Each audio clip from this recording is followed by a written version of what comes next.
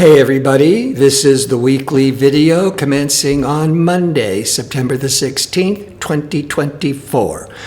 On Tuesday, we're having a full moon lunar eclipse. 2 weeks later, we're having a new moon solar eclipse. So now we are entering the eclipse season. The lunar eclipse can, depending on where it activates in the world, what it's activating in your chart, could bring a lot of things that's been hidden out into the open, and that impact could last for a couple of weeks, whereas a regular full moon might last a day or two. But in 2 weeks, we're having a new moon, new beginnings in Libra of a solar eclipse, and that can impact you for up to a year if that solar eclipse at 10 degrees of Libra is impacting a planet associated with 10 degrees of Libra. But before I break all this down, because this week is very event-oriented, we have a number of major planetary events. Many times when I do weekly forecasts, there might be one important planetary event. Many times nothing. It's just the moon bouncing off of different planets. And the moon can bring in these mood swings. But this is the beginning of the eclipse season, meaning expect a lot of adjustments, a lot of changes, and with the full moon lunar eclipse, a lot of wrapping up, a lot of transitions, a lot of endings. But before I break this down into more detail, if you enjoy these kinds of videos and would like to see more of them, click like and subscribe. And don't forget to click on the notification bell so you can receive the latest postings. And if you go into the description box underneath the video, you'll find direct links to book an astrology reading or to check out my 2-question offer. All right, let's start with Monday, the 16th. The moon is in Pisces. It's going to be full on the next day, on Tuesday. But we're going to start the work week with the moon that sets the public tone in sensitive, compassionate Pisces. Often many people are wearing their feelings on their sleeves. They're being very emotional with that moon in Pisces. But it's going to be in harmony with physical assertive Mars, early afternoon Pacific time. That could be very favorable for yoga, for dancing, for swimming, because all that Mars is the physical, and the moon in Pisces. Pisces is a water sign, but Pisces is also this spiritual energy. So this could be a very favorable time for spiritual practices or helping those in need. But now we get to Tuesday, the 17th of September, full moon lunar eclipse. Now I'm going to go into a lot more detail in a separate video. But right now, a full moon in general, once a month, bring things that have been hidden or unclear out into the light. It often tests relationships. The weak ones can be exposing what needs to be fixed, or it's the beginning of the end. But a lunar eclipse is a full moon on steroids. So powerful changes that are all coming to light. Pisces can be, on one hand, very compassionate and spiritual. On another hand, it represents endings and transitions, but so because Pisces is the last sign of the zodiac, so hence the endings, the wrapping up. But a full moon is bringing matters to a culmination, a time of wrapping up. And the lunar eclipse was making it so much more powerful and intense. But this full moon lunar eclipse at 25 degrees of Pisces is in a hard angle to expansive Jupiter at 20 degrees of Gemini. The Jupiter is now just also overdoing, overinflating. So you got to try to keep realistic, which is hard with the Pisces, because Pisces energy is very dreamy. It's very idealistic. It's very spiritual. And Jupiter just is also a planet of optimism and expansiveness, but it's overdoing it. And the lunar eclipse is really intense anyhow. So my general advice, depending on all of your individual horoscopes, is to try to keep grounded and realistic. And there can be a lot of spiritual growth, unless you go over the top and you expect too much, and then you set yourself up for disappointment. Just depends where, especially where Pisces falls in your horoscope. As we go into Wednesday, now the moon that sets the public tone has shifted into fiery independent Aries. With the moon in Scorpio, the moon in Pisces, there was so much compassion and empathy. With the moon in Aries, it's more about the self being independent, being all fired up and more focused on what you want, and not so much focus on all trying to save the world with Pisces. But Mercury, discerning decision-making Mercury, will be in opposition or confrontation to restricted Saturn. This is particularly strong the first 12 hours approximately of Pacific time. Mercury are your expectations. Remember, the lunar eclipse with Jupiter could be overinflating your expectations. And Mercury, your expectations also being blocked by Saturn, you could be feeling you have to cut back, or what you were expecting doesn't turn out, or people are saying no to you. This can really test relationships, because Mercury is about communications. It's in opposition, which is interacting with others, where Saturn is this restricted energy, which also goes back to that lunar eclipse is not just on Tuesday. It could be impacting you, the world, for a couple of weeks, a month or so, and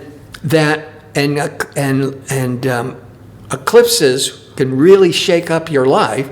The lunar, or the full moon lunar, can really put a spotlight on relationships, business relationships, personal relationships, that's going through a big transition.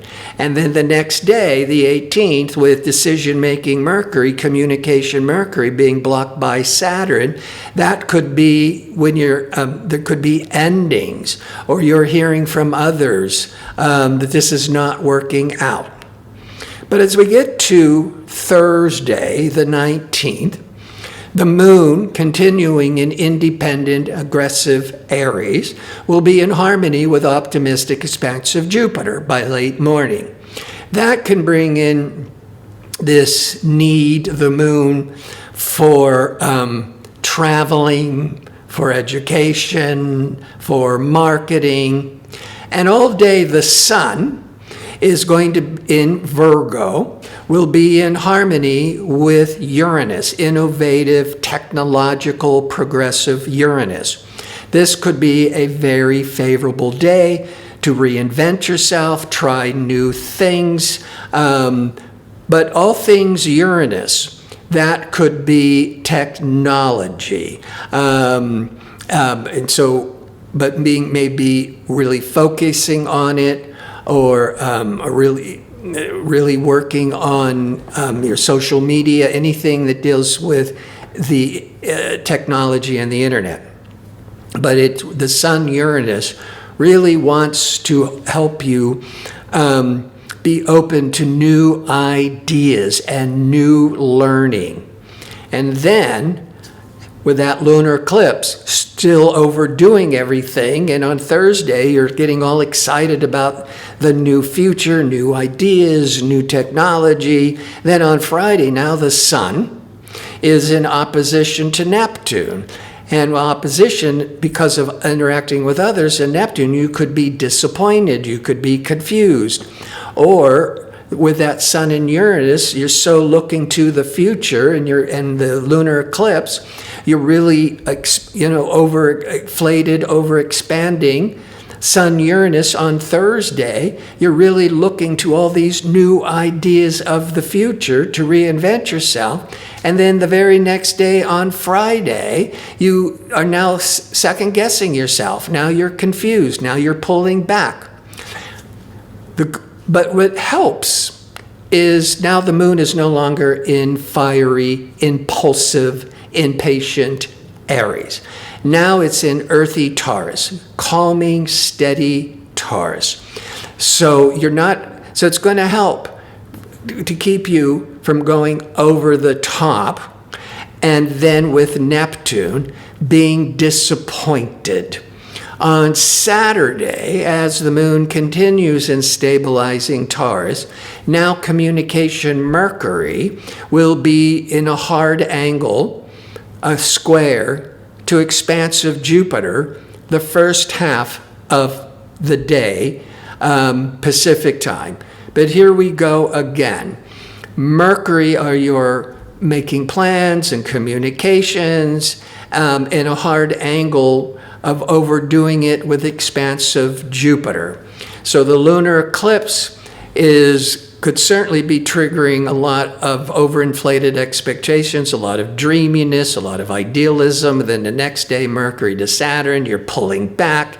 And then on the day after that, on Thursday, then you're getting all excited about where you could go into the future. And then on Friday, the Sun to the Neptune, you're all uncertain, you're second guessing.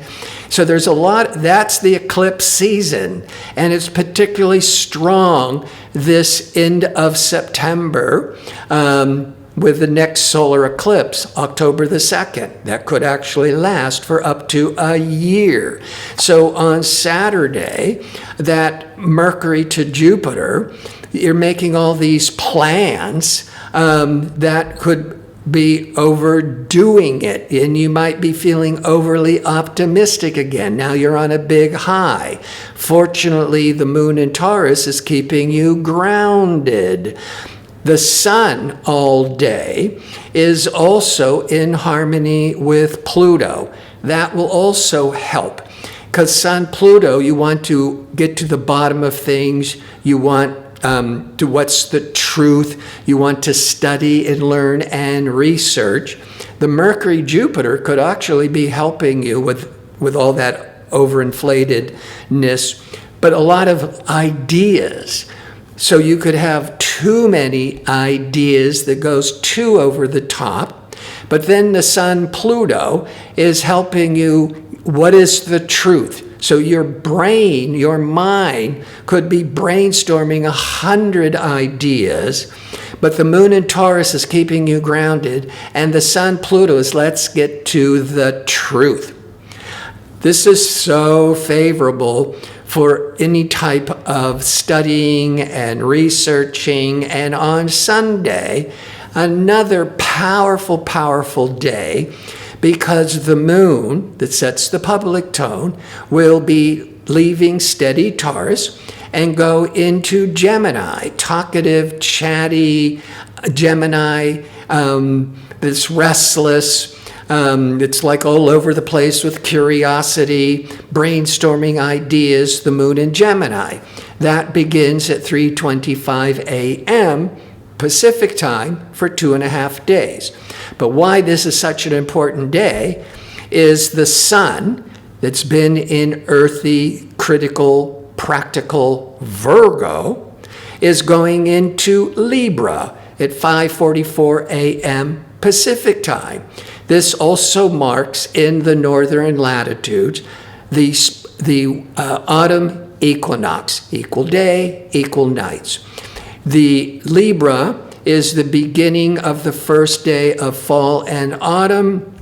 But the sun going into Libra, Libra is very sociable. It's looking for peace and harmony. It's very sociable energies. And at the same time, roughly within a couple of hours, now the emotional moon is moving into an air sign, Gemini, in harmony with the sun now in Libra, an air sign.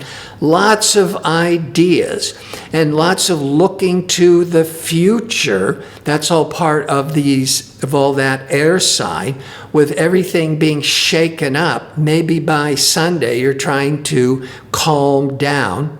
I think that's also part of the Sun Pluto on Saturday, is trying to get to the truth. What is real? What can you believe? And then maybe as you're feeling more control with all these ideas, professionally, personally, but then on Sunday, now where I think we're chilling out is with both the moon in an air sign of Gemini and the sun for 4 weeks going into the air sign of Libra. Then now you're really focusing on new learning, new communications, new socializing, new networking, but there's a certain amount of optimism. And one last thing, on Sunday, with all of that air, that intellectual curiosity, all that restlessness, all that brainstorming ideas, Venus, pleasure-seeking, romantic, creative Venus will be in a hard angle to Pluto. On the positive, that Pluto can bring in this compulsiveness, where you could have a strong attraction, especially as the sun is now moved into Libra, the sign of relationships.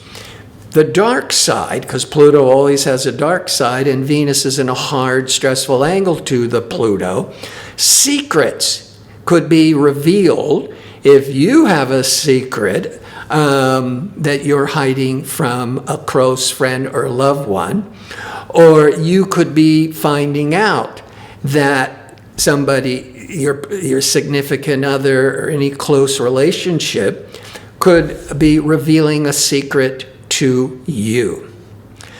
I want to thank you for watching. If you like information on how to book an astrology reading or to check out my 2-question offer, visit my website at guardino.go. That's .co. Until next week, be safe and well.